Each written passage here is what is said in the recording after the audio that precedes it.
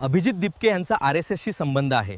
याबाबत सुजात आंबेडकर यांनी नेमके काय बोलले, सत्य काय आहे, चला जाणून घेऊया। आणि इकडच्या जेनझींना त्यांच्या भाषेत सांगायचं तर एवढंच सांगेल कि वो पकड़ा है ब्लू फ्लैग लेकिन हमको दिख रहा है रेड फ्लैग, करने का क्या। बाबासाहेब आंबेडकरांनी माय ऑटोबायोग्राफी ही लिहिली होती का?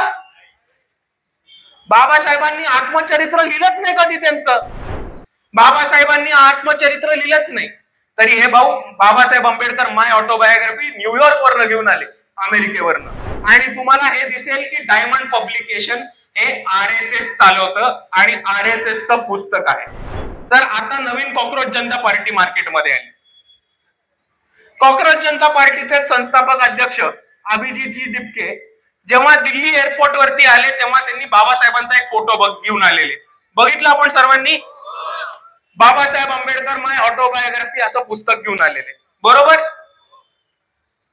किती लोकांना बरं वाटलंय बघून। आता मला एक गोष्ट सांगा, बाबासाहेब आंबेडकरांनी माय ऑटोबायोग्राफी ही लिहिली होती का? बाबासाहेबांनी आत्मचरित्र लिहिलंच नाही कधी त्यांचं।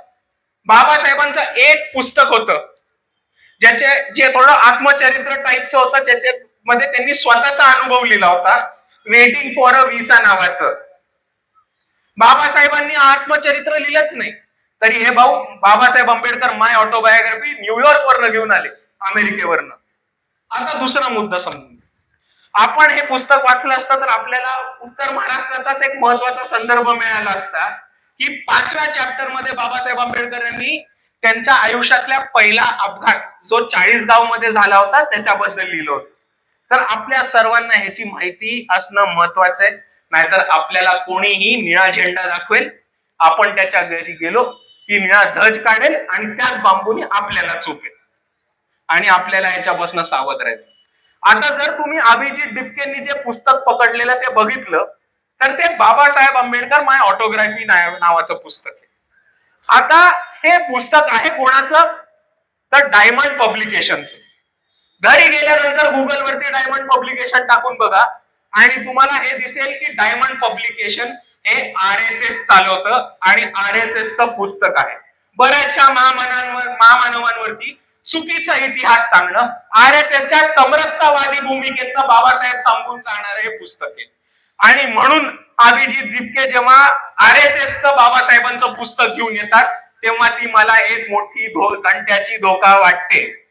आणि इकडच्या जेनझींना त्यांच्या भाषेत सांगायचं तर एवढंच सांगेल कि वो पकड़ा है ब्लू फ्लैग लेकिन हमको दिख रहा है रेड फ्लैग, करने का क्या।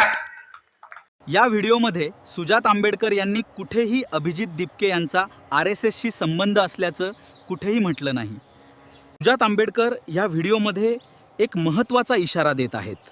फक्त हातात डॉक्टर बाबासाहेब आंबेडकरांचे पुस्तक आहे किंवा निळा झेंडा आहे म्हणून कोणावरही लगेच विश्वास ठेवू नका। मग अभिजित दिपके यांचा आरएसएसशी संबंध आहे असं कोण म्हटलं, तर हे पाकिट छाप न्यूज चॅनलवाले।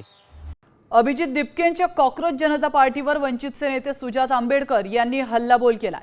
अभिजित दिपके यांचा थेट आरएसएसशी संबंध असल्याचा गंभीर आरोप त्यांनी केलाय। काय म्हणालेत ते आपण पाहूया।